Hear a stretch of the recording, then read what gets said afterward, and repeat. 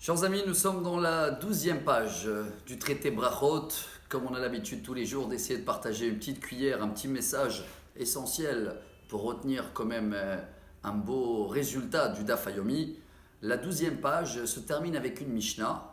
Et cette Mishnah nous apprend Maskirim Yetziat Mitzrayim Balelot. Ce qui veut dire que tous les soirs, comme tous les journées, on va répéter minimum 2 fois par jour la sortie d'Égypte. Ani Hashem Elokechem Asher Hotzeti Etrem Me'eretz Mitzrayim.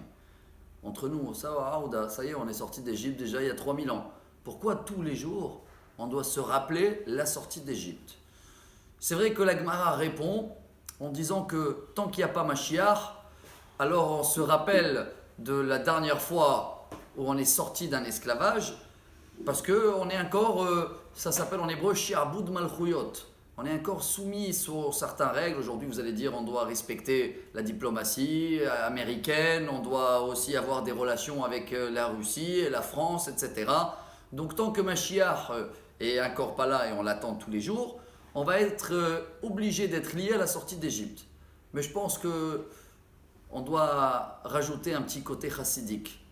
Même si on est sorti d'Égypte, on n'a pas pu sortir l'Égypte de nous-mêmes.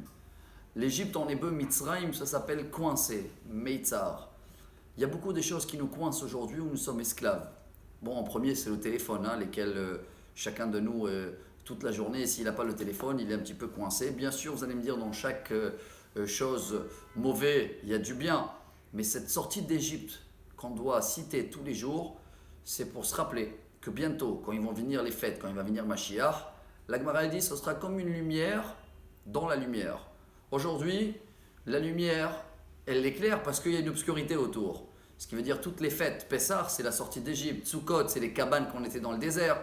Tout ça, nous ne sommes plus dans le désert. Mais quand elle va venir, cette lumière de Mashiach, alors là, c'est vrai qu'on va comprendre qu'on est toujours malheureusement dans cette obscurité, qu'on a des habitudes où on se stresse, on est dans la maladie de siècle aujourd'hui, c'est la colère, les nerfs, la tête, elle est occupée. Si on arrive à avoir des moments, et c'est pour ça que la Torah nous oblige, tous les matins et tous les soirs, tu vas répéter Ani Hashem Elokechem Asher Hotzeti Etrem Me'eretz Mitzrayim.